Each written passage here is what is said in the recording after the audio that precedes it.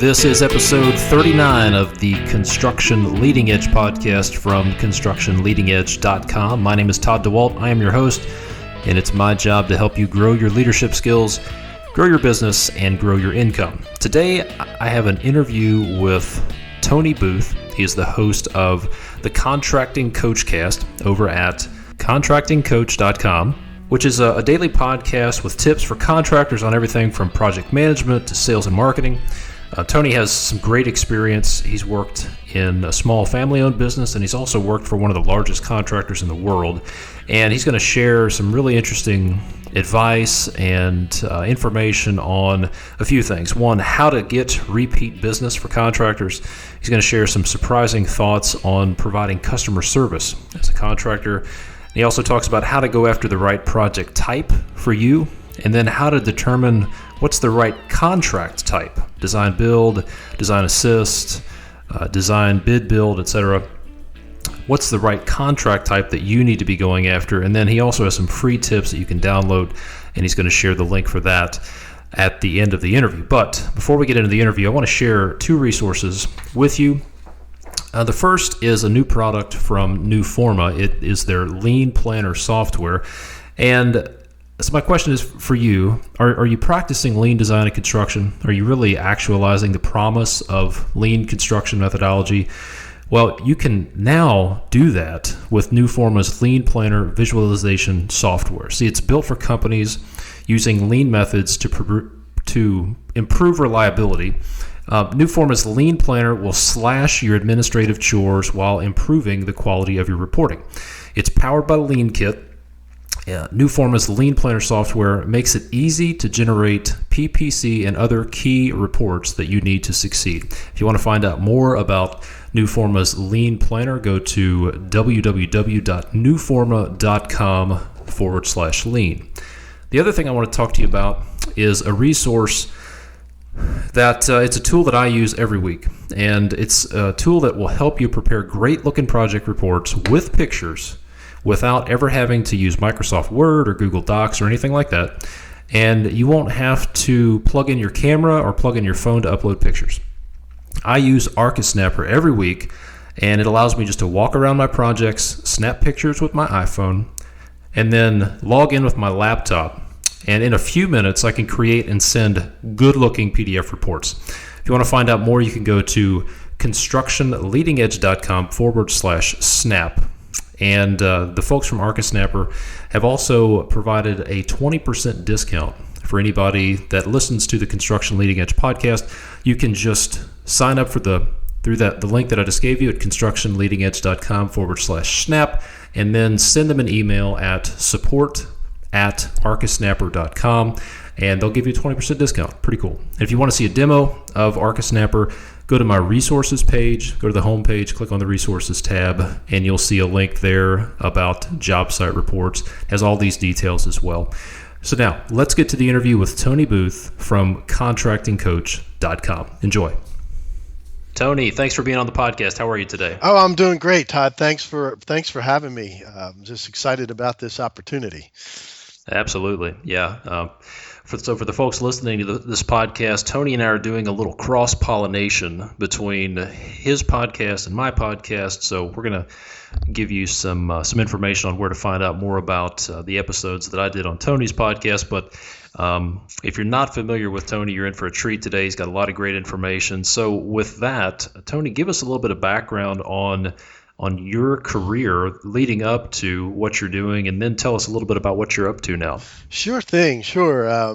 My career started when I was a young kid. It was a family-owned heavy highway business. So my dad was working hard at that with the family, and so I got involved in it at a very young age, being around the big iron equipment and all that stuff. So got involved very early.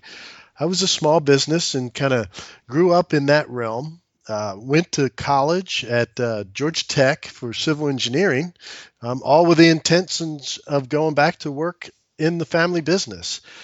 So did that, graduated, went back to work there for several years, and the business had its struggles being family run, and so we had issues and eventually closed that business. From that, I started my own business and then later went to work for one of the largest builders in the world. So I've had the great experience of working for a small business all the way up to the largest contractor, one of the top contractors in the world. So I spent about 15 years with them, and as of the last 5 years, I've been got out of their side of it and started working again with small businesses. So now my focus has been for the last 5 years really coaching and consulting with small businesses, helping them with any of their issues, helping them grow and helping them expand, and just working with them. And started the podcast a little over, well, it's about a year and a half ago now. Just started doing it's a daily podcast that we share tips and knowledge that can help contractors in everything from sales and marketing to HR and human resource stuff. And that's really what we do now. We're kind of working on that, and that's where we are today. Well, that sounds familiar to me. So where can people find out? Where can they get you your podcast? What's the name of your website? The name of my website is contractingcoach.com. And the podcast is the Contracting Coach Cast. And that can be found on iTunes and Stitcher. Right on. And I'll make sure to have links to the website and to the podcast in the show notes as well. So you're working with small businesses, helping with the business side of it and human resources. You've had the benefit of a pretty varied career, small business all the way up to one of the largest contractors. What are some of the key differences that you see between working with small businesses and large contractors? Not necessarily good or bad, but what are some of the key differences that you see there? Really, one of the biggest things that really shocked me looking at the big business side was how strategic and how systemized everything was, from deciding what projects you went after, deciding who was going to run those projects, to how you would even price the project. I mean, the larger corporations have a very big, just a systematic approach to just about everything. And so when I saw that and started to learn that, I was like, wow, if I knew this knowledge when I had my small business, wow, we could have done a lot of things differently. So it's been great to take that knowledge and apply it to the small business side. And the reverse of that is watching the large businesses, because of all their systems, they were very slow moving. So, they couldn't adapt to changes very well. So it's really good to take a small business and give them some of the tools that the large businesses use, but they still have that flexibility of a small business. It really can really take them to a level that's hard to compete with. Yeah, I agree. Having a nimble yet strategic small business that has the right tools, that's where the growth really is. I'm convinced, and I'm one of the things I've figured out is that really one of the keys to growth is infrastructure.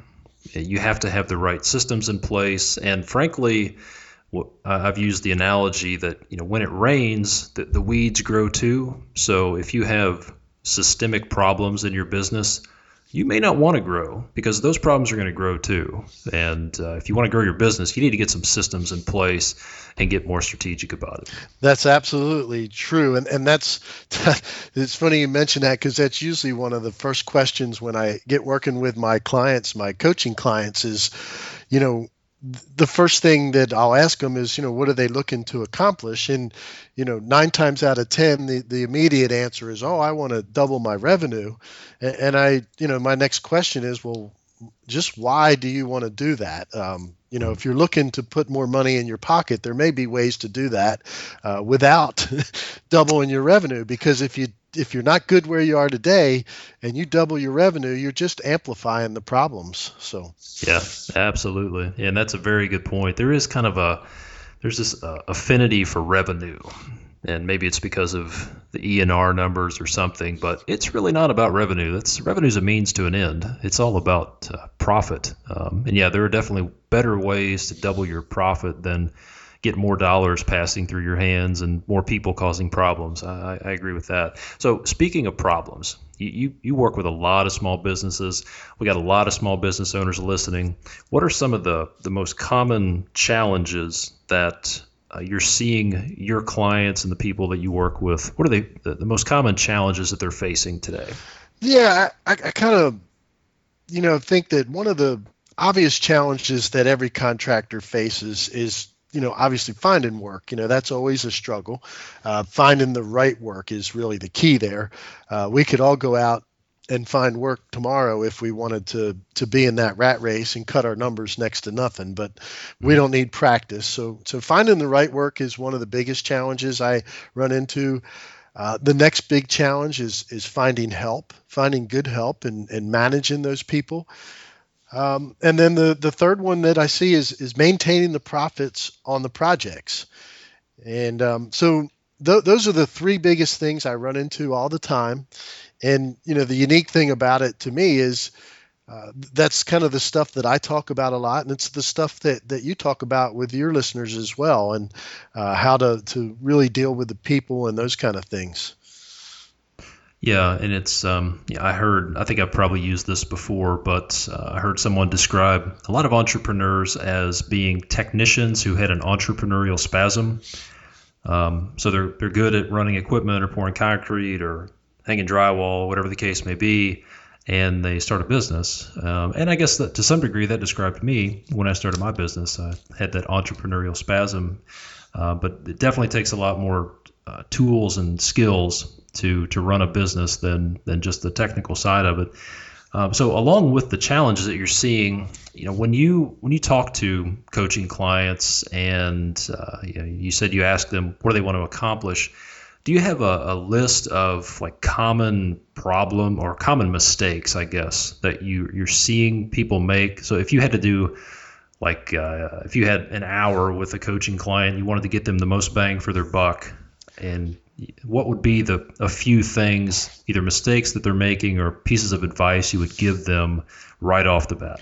Well, the first one I really like to drill into my clients with is when it comes to finding work, because a lot of them, you get bogged down, you're estimating projects after projects because you're looking at, what came in on the latest lead report, and you just find a project and you start bidding on it and your estimator's tied up and another one comes along. What I really try to get my clients to understand first is to slow down that process a little bit and be a little strategic about what projects you actually go after, because we all have our skill sets and our abilities, and we need to make sure that we're chasing the right projects that fit into those skill sets and abilities. Because to me, I'd rather have a superintendent go help another project along for a month than take a job that's going to be maybe a break even just so I can keep him working. It's much cheaper to have double supervision on a good profitable job than chasing a project that we shouldn't have been on in the first place. That's a really good point. Several months ago, that reminds me of a report that I read several months ago. It was about successful contractors who go out of business. And it was this fairly lengthy academic report, and I kind of distilled it down to 15 red flags that a successful contractor is going to go under. And there were two of them, I think, that come to mind. One was, let's get the job and then we'll figure out how to staff it. And then the other red flag was,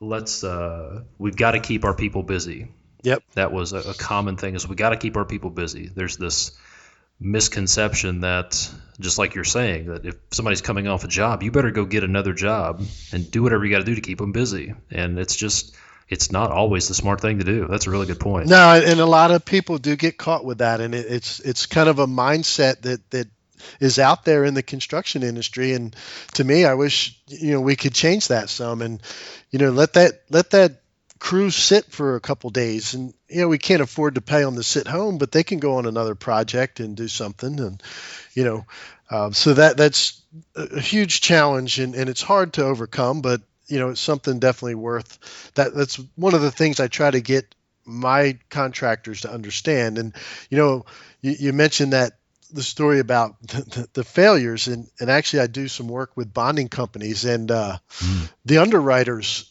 they're they'll be fast to tell you the biggest bond claims.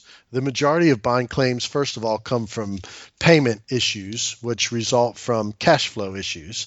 And then the second biggest thing that happens with contractors in the bonded world is they take on the wrong project or the wrong size of project, and that's the two biggest claims that bond companies see.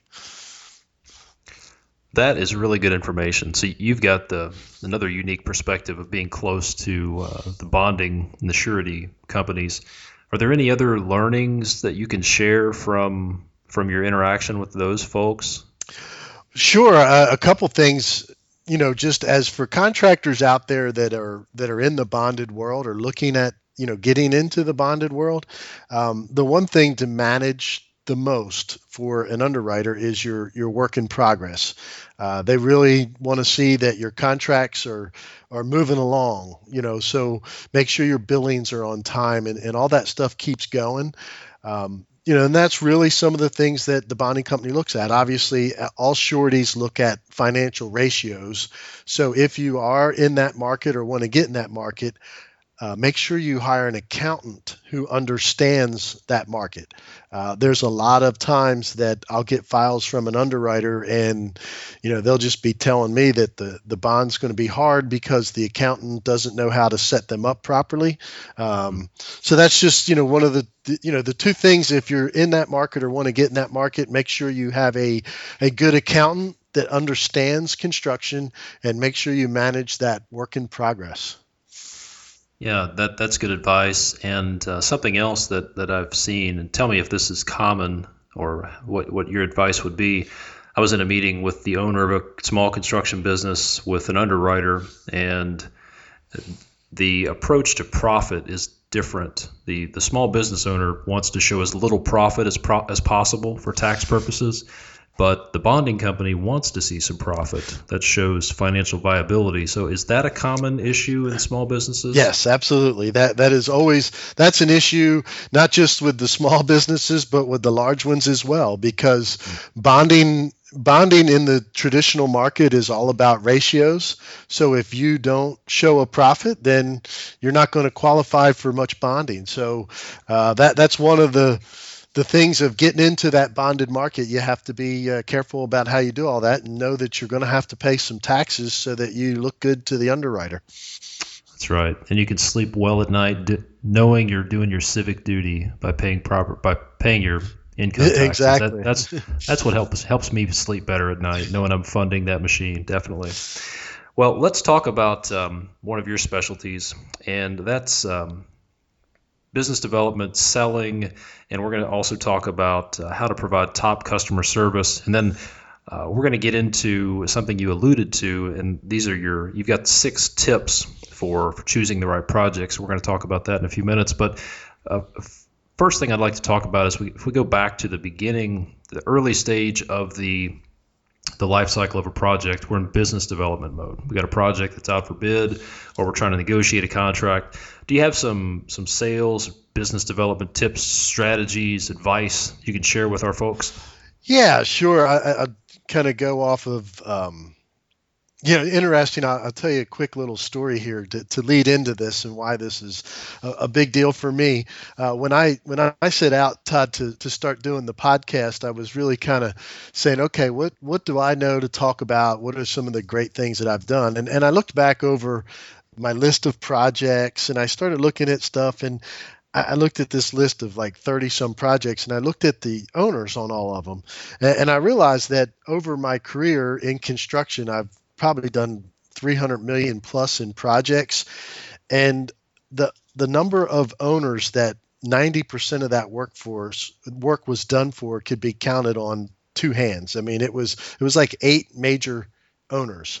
So that was I realized that I've had just a great success at long-term relationships with owners, and that went from heavy industrial firms to government agencies and local government agencies and commercial institutions. So that's where I really realized that my kind of strong point in the business development world was building these what I like to call strategic relationships. Um, and the way I've been able to successfully do that is really try to understand my potential clients' pain points. You know, I look at it; they're hiring us as contractors, so we are the experts in the construction industry. They are not, and what a lot of contractors make the mistake of is coming in and just talking about what they do, what they've done, and they never give the owner or the potential customer the chance to say what they are looking for, because there's some pain points that they have, and we need to come in and solve them from their construction side. So that's one of the first things I always try to ascertain when I meet with a potential customer is, what are your struggles? What are the things that are important to you? And how can we help you with that?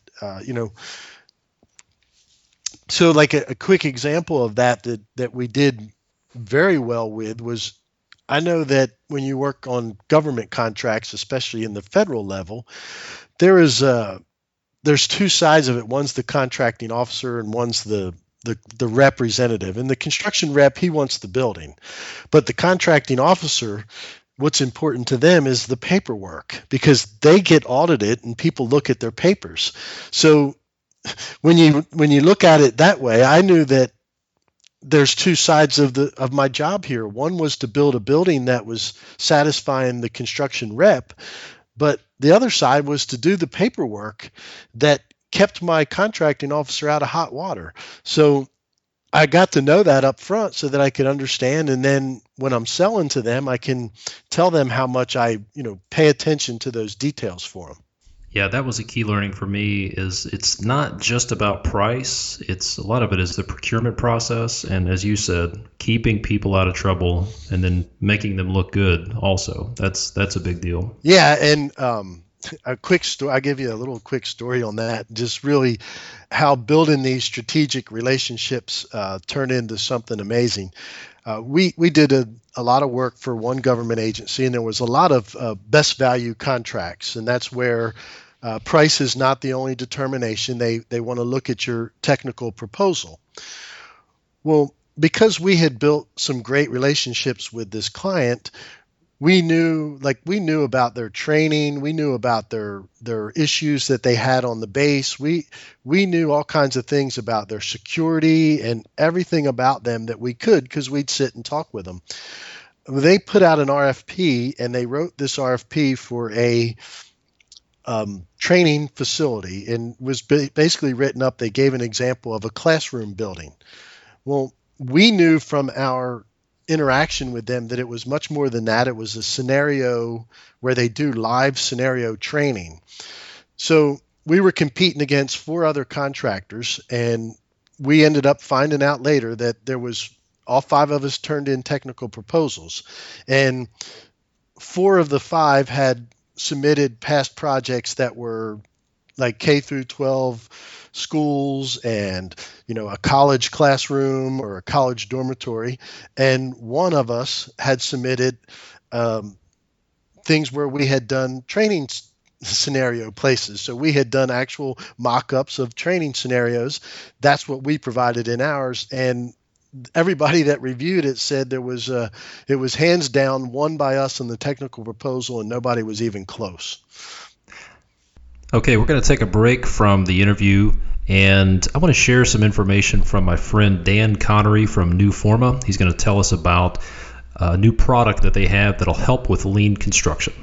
All right, Dan, we've talked about the fact that lean's been around for many years. So why is it then that it's such a hot topic right now, and then why does it seem like it just literally came out of nowhere? Yeah, so the adoption of lean has actually been going on for decades in the construction industry, but the real significant adoption began about 10 years ago when the industry started to adopt building information modeling, or BIM. And really, if you think about it, BIM really is a way of implementing all of the lean principles, adding value, eliminating waste, and respecting people. But BIM was really a significant shift in thinking for our industry. In fact, I challenge you to find anyone today who wouldn't agree with the fact that BIM fundamentally transformed our industry for the better, and it really opened people's eyes to lean. And two good examples of this are architects now involve general contractors and even some of the specialty subcontractors during the design phase of a project. When I first joined the industry, it was really taboo to have contractors involved at all in the discussion during the design phase. And another great example is that of clash detection. We really think about how pre-construction is done today and how 3D modeling can help the specialty contractors understand how their systems are going to integrate during the design phase so you can actually eliminate clashes before they even happen. That is a fundamental shift in how things are done relative to how they used to be done. So this really impacts the collaboration dimension, and it really opened up the industry to understanding that it's much, much better to collaborate together on projects than to continue with the adversarial relationships that typically existed in the old days. So really also what was learned at the same time is that technology can play and has played a significant role in the movement of our industry forward. And you can't continue to do things the way you used to do. So people that say, I've been in the industry for 20 years, I've always done it this way, I would really encourage folks to consider that thought process moving forward. That's good advice. So if BIM was really the beginning of lean adoption in our industry, what do you see is coming next?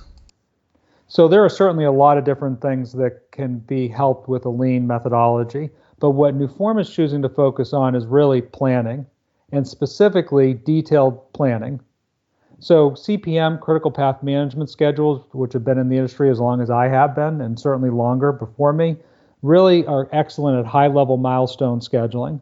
But those type of solutions significantly struggle with daily and weekly work planning. And because BIM really opened up people's eyes to the collaborative capabilities and the collaborative value, that collaboration thinking is now influencing everything that we do. So a logical place to apply collaboration is actually in the planning process. So Last Planner is a methodology that helps with the daily and weekly work plans. Schedules have been done the same way for years, and we now have a significant opportunity to improve this process, again, particularly at that detailed level. So for example, the Lean Construction Institute, as I mentioned, brought this methodology called Last Planner. And I've seen personally what a significant improvement that this can have on that daily or weekly work planning that contracts have to do. However, the current implementation of this methodology, for the most part, today is in an analog system. In other words, plan walls or stickies on a wall. And in the true spirit of lean, constant improvement, we at Newform feel there must be a better way to do this. So is Newforma's Lean Planner considered a last planner system? Yeah, that's a great question. And really the answer is no. So unlike many of the other solutions on the market today that are electronic implementations of the Last Planner methodology, Lean Planner can be used really in a multitude of ways. One of those, of course, is Last Planner. So someone that wants to use our solution to do Last Planner, that's fine. But this is only one way that people are starting to visually plan their projects. For example, we have contractors that are using Lean Planner during the bidding phase. And Last Planner would be complete overkill for a bid process. But Lean Planner is a great, simple solution to manage bids as they move through their workflow. Awesome. Great stuff. Well, Dan, I appreciate you coming onto the podcast to share more resources and advice on adopting lean methodologies in the construction business. So, folks, if you want to learn more, you can go to newforma.com/lean, and I'll have a link on the show notes for this podcast if you want to just follow that. So, Dan, thanks again for being on the show. You're welcome. All right, let's get back to that interview with Tony Booth. Yeah, that's where you want to be. I've heard it said, I don't know, this may not be necessarily appropriate, but Charlie Munger, who is Warren Buffett's partner, he said, you want to be competing with a bunch of idiots, or maybe a better way to look at it is you want to make your competition look like idiots, like they're not even in the ball game. Yeah, that's exactly right. That's exactly right. And just by being there and working with people, you can learn a lot of stuff, and you can really make your competition look like they just don't even know what they're doing. Yeah. So I'd made the statement that business development starts early on in the project during the bidding phase, but I think that's wrong. I think, especially if you're trying to land repeat business, the business development phase actually starts when you're on the project. Would you agree with that statement? Yes, for repeat business, absolutely. Yeah. We always had the saying, I've always had the saying that everybody's a sales rep in the company, from the Yeah. guy that's out there holding the flag in the middle of the road, directing traffic to, the foremen, superintendents, and all them. We're all salesmen, and we should be, doing those things to learn what's going on. And absolutely, business development, you want to start early on. You want to know what the client's got coming up, so that you can help them solve the problems and help them answer questions. Yeah, I've seen it too many times where I'm dealing with a project manager who has absolutely no business development acumen whatsoever. And it just recently I had a project where the contractor was building a project for us, and another one identical to it came up from across the street, and they're not doing anything from a business development standpoint. They're executing poorly, not handling problems, and there is no way that we were going to work with them again. So I think people need to realize, like you're saying, that if you're doing a project, then you're in business development mode, because the easiest customers to get are repeat customers. You want to be at the table, and everybody that's involved they're in business development mode.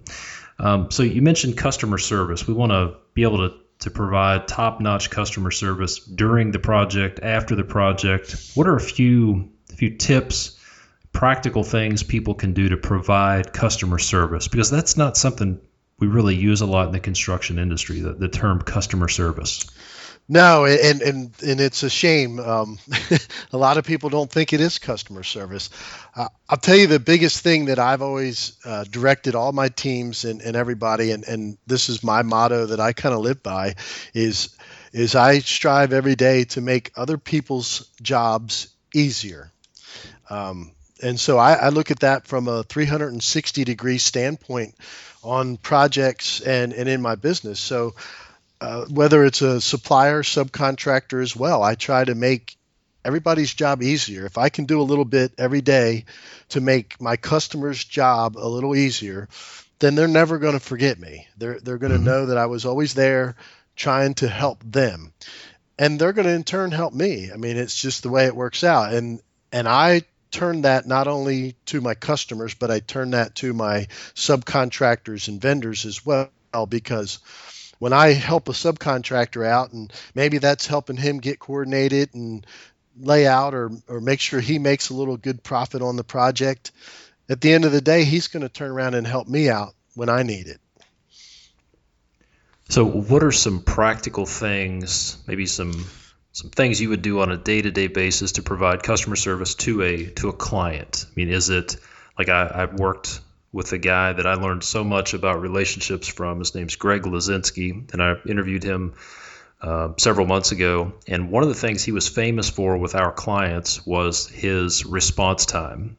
He was traveling the country, but if you called Greg Lazinski, you could just about bet you were going to get a call back within 10 minutes, no matter what. So are there other things like responsiveness that people can really focus on to amp up their customer service? Yeah, there are a few things that I always tried to stick to. And one of the first ones that I always try to do, and it can be difficult at times and it takes a little while to get used to, but I try to, when I'm looking at whatever it might be, an issue or a problem or anything at all, I try to look at it not just from my point of view, but then try to put myself in the customer's point of view. So that can be anything from writing an email about maybe it's a delay in your payment, anything like that. So when you're sitting there as a contractor, we're upset. They haven't paid us. The contract says to pay me in 15 days, and I haven't been paid. And we can go on and write this email about giving them a hard time that they haven't paid us. But sometimes it takes a maybe you look at it from the customer's point of view, and you might say, well, okay, well, what might they be struggling with on this payment process? Or maybe there's somebody else that they need to get the check cut from, or something like that. So when you look at it from their point of view, then it makes you take a little bit easier approach to things and a little bit more of a collaborative approach. And it's about learning. And this is where repeat customers make such a big difference, is because in that first project, you learn what some of the issues were, and you can correct them and lead to solutions in the next contracts as time goes on. So that's one way, is always try to look at the other person's point of view and really keep that in mind. That's good advice. So one tip I've picked up is to focus on the situation, not the problem. Try to objectify the problem as much as possible and avoid putting blame on anyone. Like I try to not use the word you in situations like that, where it's, there's like the payment issue. You could say, "Dear Tony, you haven't paid me. You need to give me a check. You are screwing me over," etc., which is how I've seen it handled in some cases. The more diplomatic approach would be to say, "I wanted to see if you could check on the payment, our payment.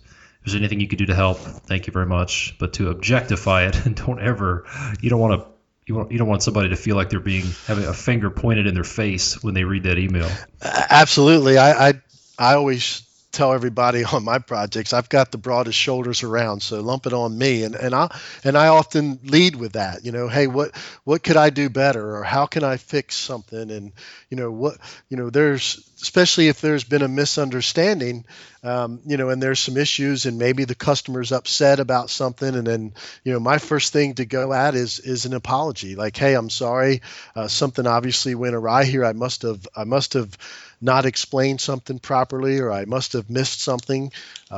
What can we do to jump in and fix it? Yeah, absolutely. They're some of the best situations that I've ever been in have been where the best outcome of bad situations has been when I've said, "Hey, I dropped the ball. I'm sorry. Let's move past the problem and focus on the solution." So that's solid advice. Well, as I teased at a little bit earlier, you've got a list that you've put together of 6 tips for choosing the right projects. Can you talk to us a little bit about that list you put together? Sure thing. Yes. And this comes directly from what we talked about in the beginning, learning something from the big business that I could apply to the small business side. And the large businesses do this very well. So there's 6 kind of key areas that I talk about that you kind of put a project through its paces before you ever decide to spend your effort in chasing that project. And so that keeps us from what I call chasing losing projects. And really the goal to me for any contractor, you shouldn't have any losing projects. I mean, a lot of people get the mindset, well, we're going to lose some and win some, but that's not a good mindset. My mindset is every project I go on, I should make a profit. And that's my right, and that's what we need to do. And that starts by, choosing the right projects. And there are 6 key areas that we talk about. And, we'll go through a couple today, but anybody can get, it's an ebook that I put together, and it's available over on my website, and we'll share that information. But one of the first things that I look at when it comes to the project is the project type. And what I mean by that is if you're a commercial builder, and you've been building kind of commercial spaces for retail developments and maybe some restaurants and things like that, and all of a sudden there's an opportunity for a medical office building that you want to think that you should bid on, I'm going to tell you, that's not the best business for you. That's not the best building for you to bid on. If you haven't been in the medical industries, you have no idea about infectious disease controls. You don't know about, the special air controls and things like that. And if you don't have the staff in your company to handle those challenges on that project, you're going to get in there and you're going to think you have this great project going in, and you're going to be like, man, I can't believe I won this project. I got better margins than I normally have. And about 50% through the project, you're going to realize why you won it. And everybody else is going to be on the sidelines watching you struggle to meet the criteria because you didn't understand them. So I look at a project type, and the best way to explain it is you have to look at your history in your company or organization and look at your job costs and where you've made the best projects, the most money, where your expertise of your personnel are, what is the knowledge base of your company, and you want to stick to those types of projects. So when you're looking at a lead sheet and there's 6 projects coming out in your area, we don't bid on all 6. We find the best 1 or 2, and we put our full effort into winning that project. Instead of trying to bid 8 projects, 6 projects, put full effort into 2 of them and go out and win them. And it starts by choosing the right project type to go after. Now, that's good advice. It's not, you only have a certain amount of energy, time, and resources, and you're better off to throw all that after what you have the best prospect of making money at, not necessarily the best prospect of being the low bidder on. Definitely, that's good advice. What's the next tip out of that? The 6 tips you want to share with us? The other one is paying attention to the contract type, because again, this is a lot of skill sets go into managing the different contract types, and I see people all the time kind of think, oh, well, I'll get into this little design build contract, or I'll do this little cost plus contract.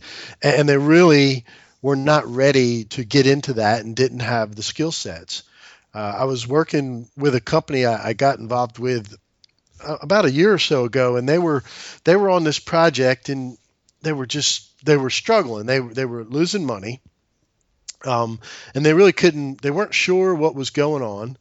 And so we got involved. I got involved with them on some other stuff, and we started taking a look at that project. And what we ended up finding out was the project was a unit price contract. So you would think that, oh man, how do you get in trouble with that?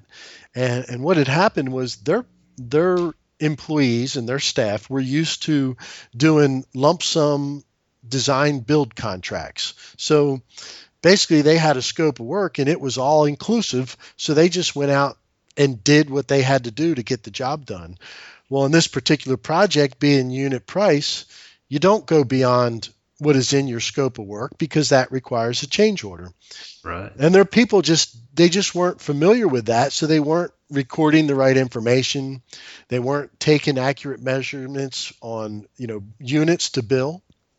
So you have to be careful of what your contract types are so that you can avoid getting, again, into a situation where you're on a project that becomes not just a loser, but it hurts other projects because you end up having to focus so much effort into a project that you should have never been on to try to save yourself that your other projects suffer as well.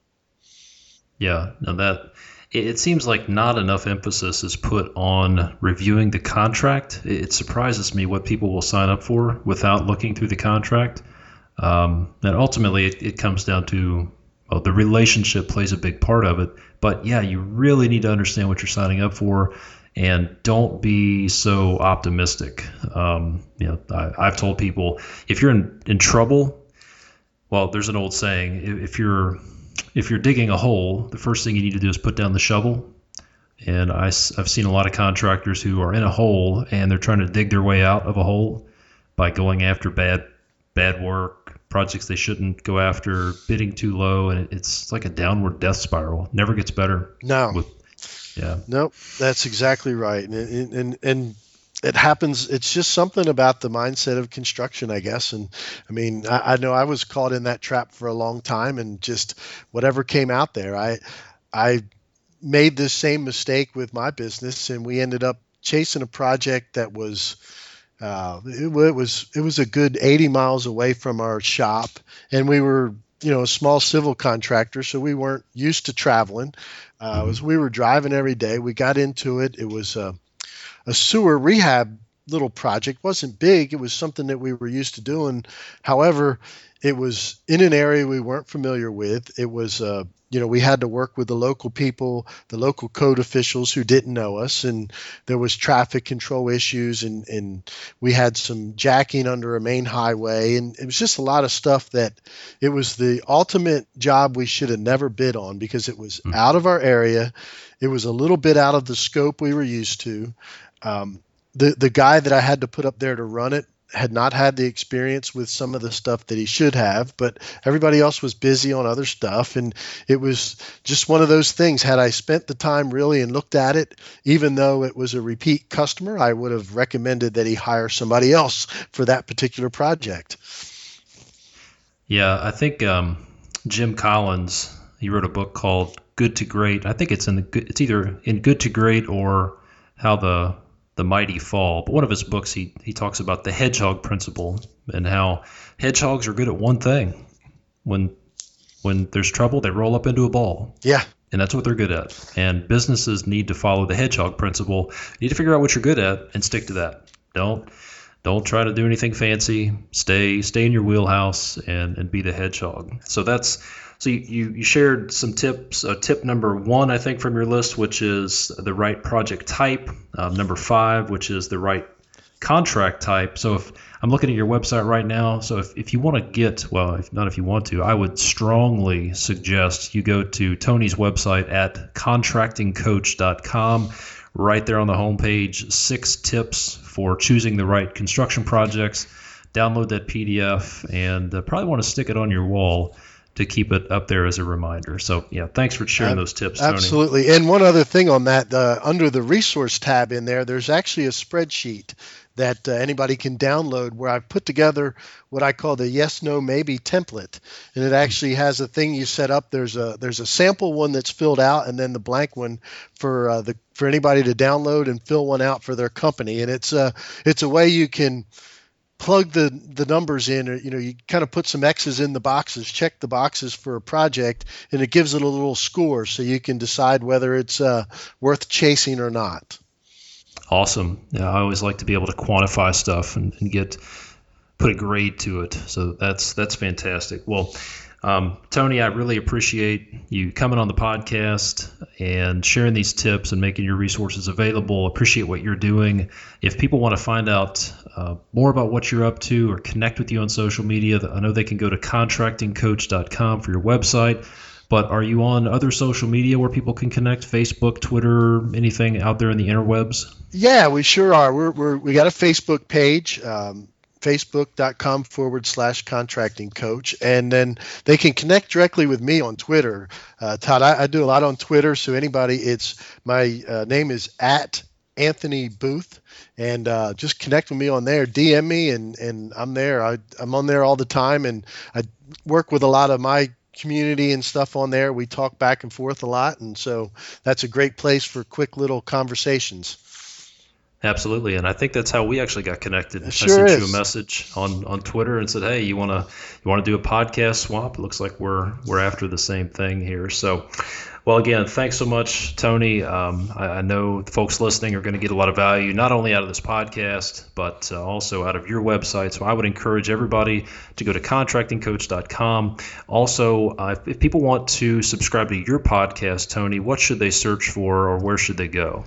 Just the easiest way is either on the website, you can listen to it there, or you can go to iTunes or Stitcher and just look for the Contracting Coachcast, and that's the easiest way to subscribe and get it every day, Monday through Friday. Awesome. Well, I appreciate you doing that, because I know that's some effort to get a podcast out there every day. So thanks for that, and thanks again for being on the show. Let me know if there's anything I can ever do for you, Tony. Awesome, and thank you as well for being on our show on the Coachcast. We really appreciate the time you spent with us as well, and look forward to more of it. Absolutely, it was my pleasure. Hope you enjoyed that interview with Tony Booth, the host of the Contracting Coach Cast. You can find out more about what Tony has going on at contractingcoach.com. I would encourage you to go check out his information. He has a daily podcast. I admire that, and he's cranking out good content for you guys as well. Send Tony an email. Go to his website. Hit him up on Twitter. All the links for the ways to connect with Tony are going to be on the show notes for this podcast. Tell him you appreciate it, and be sure to subscribe and listen to his podcast as well. Thanks for listening. Go to constructionleadingedge.com/039 for the show notes for this episode. And be sure to check out the resources page if you want to learn more about ArcaSnapper. And don't forget, check out Newforma's Lean Planner at newforma.com/lean. Until next time, thanks for listening. I'm Todd DeWalt.